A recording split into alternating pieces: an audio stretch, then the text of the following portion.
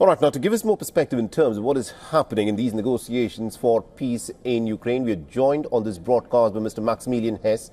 He's joining us from London. He's a Central Asia Fellow at the Foreign Policy Research Institute and also author of Economic War, Ukraine and the Global Conflict between Russia and the West. Mr. Hess, thank you very much indeed, sir, for joining us here on this broadcast and beyond. Let me ask you this. Right from his campaigning days, Donald Trump had been saying that he can bring about peace within a day since he assumes charge.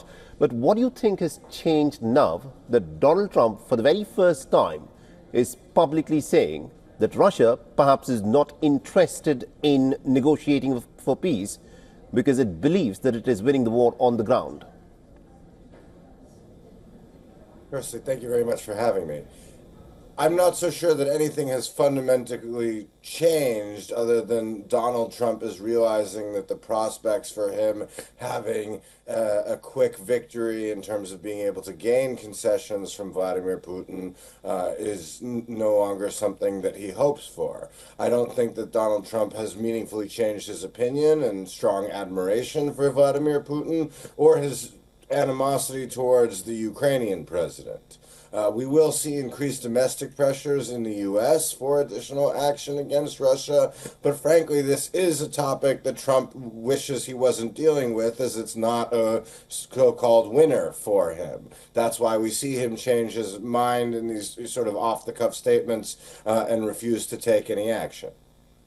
Donald Trump in the past has said that this is not America's war, even though it is the Americans who have been backing the Ukrainian war effort to the hilt.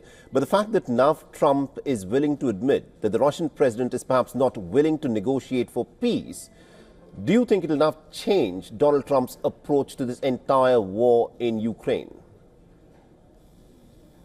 Well, Donald Trump certainly is unique in the modern history of American presidents, as that he doesn't view European security as core to the U.S. national interest, nor do a number of members of his administration. However, a number of leading lights in the Republican Party, in particular in Congress, still very much believe in that position.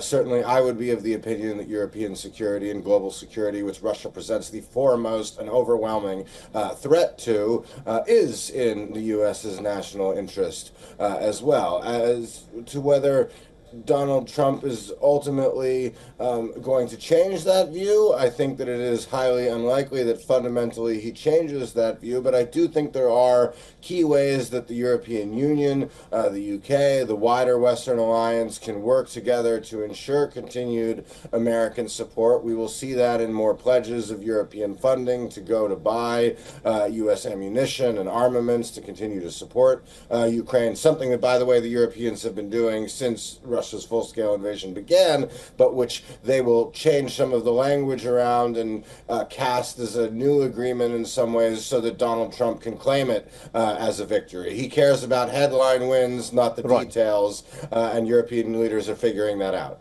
All right, we'll have to leave it there. Thank you very much indeed, Mr. Maximilian Hess, for joining us with that perspective there. Thank you for having me. For all the latest news, download the WION app and subscribe to our YouTube channel.